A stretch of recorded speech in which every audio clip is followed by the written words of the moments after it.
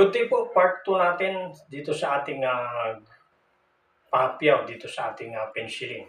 So, gaya ng sinabi natin sa una nating video, so meron na tayong aluminum at saka Mongol at so tuwing target nyo po, ikakak nyo lang po yung hammer. And then, dito po ang ating target. Makikita nyo yung ating target ay mga black dots lang po yan, no?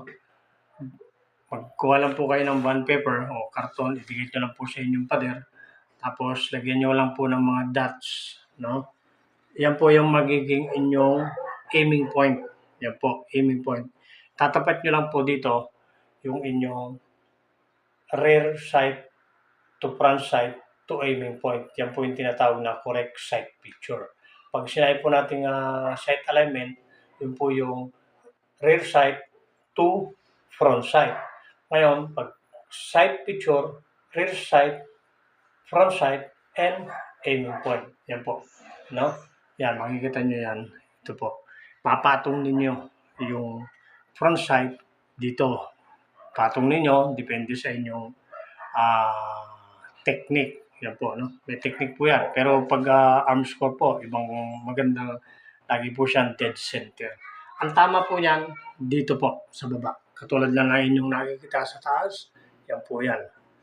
So, assignment po yan tuwing bago matulog, no? 250 clicks, so depende sa inyo kung pagod na kayo sa another night na naman ninyo gawin.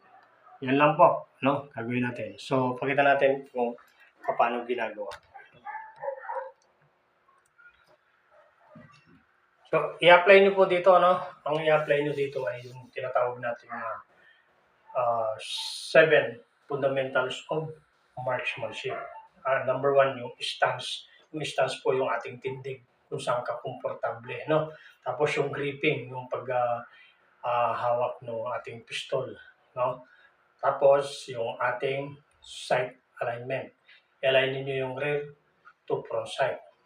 Next is yung sight picture. I-align niyo yung rear sight to front sight to target.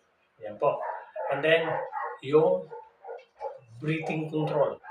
Breathing control po. Kailangan respiratory pause.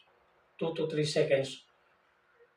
Boom, kalabit po kayo. And then, yung trigger control.